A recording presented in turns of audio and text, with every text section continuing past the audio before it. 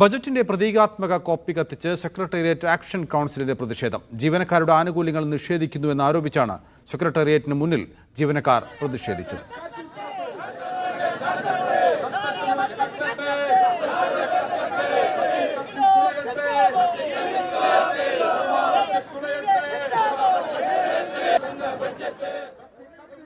സ്വാന്തന സാജുണ്ട് വിവരങ്ങൾ നൽകാൻ. സ്വാന്തന, ഇപ്പോൾ അല്പം മുമ്പാണ് ബജറ്റ് ധനമന്ത്രി അവതരിപ്പിച്ചത്. അതിൽ സർക്കാർ ജീവനക്കാർക്ക് അല്പം ആശ്വാസം നൽകുന്ന ചില പ്രഖ്യാപനങ്ങൾ ഉണ്ടായിരുന്നു.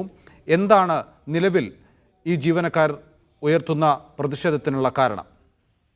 നൗഫൽ, ഈ ബജറ്റ് അവതരണം തുടങ്ങിയത് തന്നെ സർക്കാർ ജീവനക്കാരെ തലോടിക്കൊണ്ടായിരുന്നു. പക്ഷെ എന്നാലും ശമ്പള പരിഷ്കരണം ഇത്തവണത്തെ ബജറ്റിലെങ്കിലും ഉണ്ടാകുമെന്നൊരു പ്രതീക്ഷ തന്നെയായിരുന്നു എല്ലാ സർക്കാർ ജീവനക്കാർക്കും ഉണ്ടായിരുന്നത്. അത് ഉണ്ടാകാത്തതിനെ തുടർന്നുള്ള ഒരു പ്രതിഷേധമാണ് നമ്മൾ അല്പസമയം മുമ്പ് സെക്രട്ടേറിയറ്റ് പടിക്കൽ കണ്ടത്. സെക്രട്ടേറിയറ്റ് ആക്ഷൻ കൗൺസിലിന്റെ നേതൃത്വത്തിലുള്ള ഒരു പ്രതിഷേധമായിരുന്നു കണ്ടത്. ബജറ്റ് കത്തിച്ചുകൊണ്ടാണ് അവർ സെക്രട്ടേറിയറ്റിന് മുന്നിൽ പ്രതിഷേധം നടത്തിയത്. അത് മാത്രവുമല്ല, അവർ പറഞ്ഞ ഒരു പ്രധാനപ്പെട്ട കാര്യമെന്ന് പറയുന്നത് ജീവനക്കാരെ എല്ലാ തരത്തിലും മുൻപോട്ടേക്ക് പോകാൻ കഴിയാത്ത വണ്ണം സർക്കാർ പിടിച്ചുകെട്ടുകയാണ്. ഒരു തരത്തിലുള്ള ആനുകൂല്യങ്ങളും സർക്കാർ അവർക്ക് നൽകുന്നില്ല. അത് വലിയ രീതിയിലുള്ള പ്രതിഷേധാത്മകമായ കാര്യമാണ്. ഒരു തരത്തിലും മുന്നോട്ടേക്ക് പോകാൻ കഴിയാത്ത ഒരവസ്ഥയിലാണ് ഓരോ ജീവനക്കാരും ഉള്ളത്. കഴിഞ്ഞ തവണത്തെ ബജറ്റിൽ പല പ്രഖ്യാപനങ്ങളും ഉണ്ടാകുമെന്ന് പ്രതീക്ഷിച്ചു, എന്നാൽ അത് ഉണ്ടായില്ല. ഇത്തവണയെങ്കിലും ശമ്പള പരിഷ്കരണം അടക്കമുള്ള പ്രഖ്യാപനങ്ങൾ ഉണ്ടാകുമെന്ന് പ്രതീക്ഷിച്ചു, എന്നാൽ അതും ഉണ്ടായില്ല.